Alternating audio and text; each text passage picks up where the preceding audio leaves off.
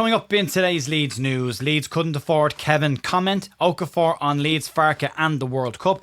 Set pieces need to improve, says Dallas, and this week's Loan Watch. Morning folks, welcome back to the Leeds View for Monday morning, the 15th of September for your Leeds news. It's pretty quiet around the place, but we're settling back into a natural rhythm, I suppose, of football now that the international break is very much behind us. We've got a couple of weeks to go before the next one, and Leeds have a game under the belt, desperately unlucky not to come away with something from the game at Craven Cottage, and the positives that are there for Leeds will be overshadowed by the glaring issue that sits up front for Leeds United, but not as clear cut as maybe people will think. So we'll get stuck into that in Daniel Farke's post-match press conference, as well as having a look at what Stuart Dallas had to say about these set pieces which continue to be taken by Anton Stack. If you want to check out my initial match review, it is available on the live tab of the channel. And then the Sunday Sessions, which is a members video only podcast, is available to members. But if you want the free audio only version of that, it's available across many platforms. It's not available on iTunes. Have a bit of an issue with iTunes and an account at the moment. Trying to fix that. But in the meantime, it's available free on Acast. You can listen to it there as well as other platforms. Let's start off today though with the conversation around Leeds not being able to afford Kevin. And Daniel Farke left a very interesting line in his post-match press conference about new Fulham left winger Kevin, who apparently was a target of Leeds United, but at no point were Leeds ever mentioned with him. But Farke's comment, unprompted, seems to suggest that Leeds did at least have a look at Kevin during the summer transfer window. He's a player with plenty of quality and that plenty of Leeds United fans would have loved in their side, and he made an immediate impact coming off the bench for Fulham. His shot leading to the corner, which unfortunately bounced off Gabby Goodmanson's head and shot into the corner, was heartbreak for us on Saturday evening. In his post-match press conference, Daniel Farke had the following to say about Kevin, and left a line in there that I don't think many people expected to hear. If you spend so much money, this is what you get. This is why I was so on it about adding to our offensive block. If you can bring a player in with so much quality in the 70th minute, then you can inspire a whole stadium, you can create chances, force a goalkeeper to make a save, win a corner and create a situation. I'm not surprised. I was aware of his quality, and the only bad thing is that sadly we couldn't afford him. As I say, he wasn't the player that was overly linked with Leeds or mentioned with Leeds. A lot of people, Ben Locke specifically, did lots of review videos on him. A player that would have added quality to Leeds, but not a player that was mentioned by Leeds. And it was interesting for Daniel Farke to put that out there, saying repeatedly after last week's pre-match press conference that he wouldn't be talking about the transfer window now that it was closed, and he wouldn't be complaining about it, and you wouldn't hear one word of a complaint, which was interesting because during this press conference Daniel Farke brought up attacking quality and additions to the squad 5 or 6 times during this presser. So despite consistently saying that he wasn't going to talk about it and wouldn't complain about it, Farke seems pretty vocal and willing to talk about it unprompted, as the Kevin situation points out. Kevin cost Fulham £34.5 million, a similar fee that Leeds were looking or had budgeted to pay for Igor Paixão, and a player that would have added real quality to the Leeds United attack.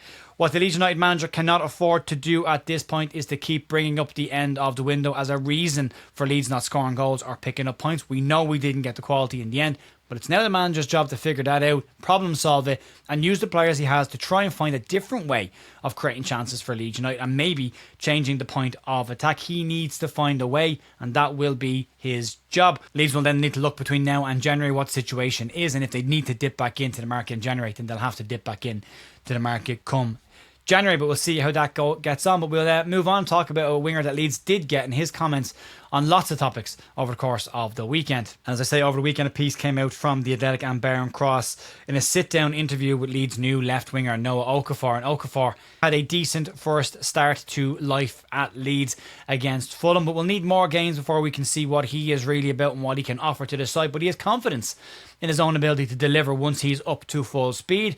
And he did speak about lots of topics, and one of the main ones was his relationship with Swiss manager Murat Yakin. And it's not particularly a great relationship, but he is hoping to use the Premier League and his performances with Leeds to force his way into the Swiss side for the upcoming World Cup this summer, saying that when he is fit, that he knows that he can make a difference in every single game, and he's excited to show the Swiss manager what he can do and force his way into the squad this summer. Okafor's move to Leeds United picked up serious pace after Leeds played AC Milan at the Aviva Stadium in Dublin. And Okafor says that a conversation with Daniel Farke before the match and subsequently after the game sped up those negotiations. Okafor played with Brendan Aronson, Rasmus Christensen and Max Verber before, who all have played or are playing for Leeds. But he says that none of them were consulted before he decided to make the move to Leeds United, leaning on the conversation with manager Daniel Farke instead, which is probably a good thing because I'm not sure Rasmus Christensen or Max Verber would have had a lot of positive things to say about joining Leeds. But the main focus on the move for Okafor was said to be down to playing in his preferred position of left-hand side of the pitch, and he was not looking to be used as a secondary striker or as a primary striker again, as was the case with AC Milan. And this was put down as one of the major discussion points when he spoke to Robbie Evans, Adam Underwood and Daniel Farke, that he would consider the move if he was being viewed as a left winger and nothing else. Okafor has been doing some extra speed work during the international break up at Leeds Beckett University, having a private coach that Leeds have signed off on that will allow him to get himself into maximum shape. The conditioning is an important factor for Leeds, and they've approved this in order to get him up to speed. But it's not injuries that are the main cause of him missing out on football over the last couple of seasons. They talked a little bit about that as well.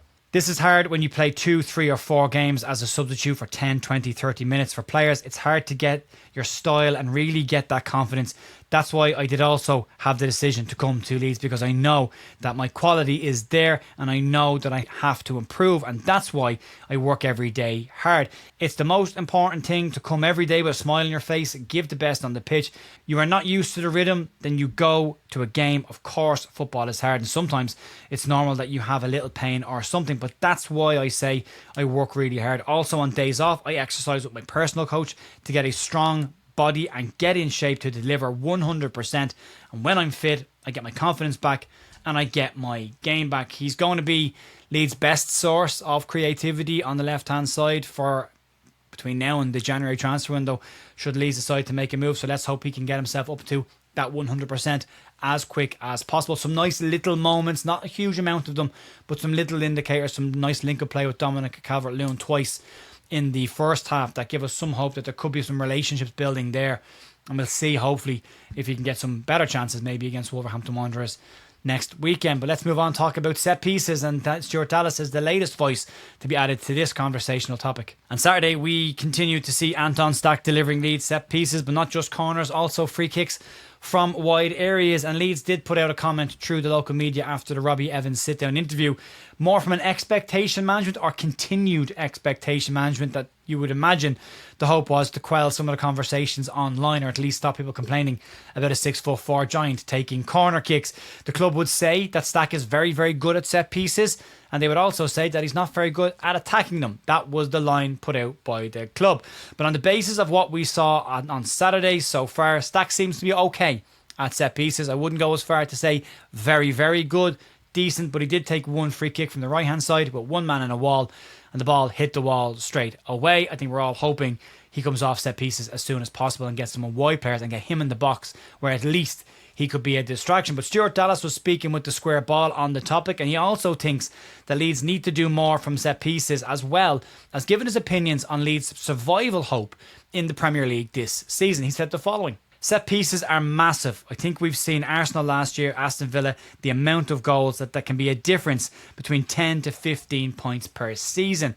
I think this season is going to be difficult. We're going to have to grind out results, but I don't see any reason why we can't do that. I think especially at home, we're going to be hard to beat, and I truly believe that we're staying up. I think the team looks good.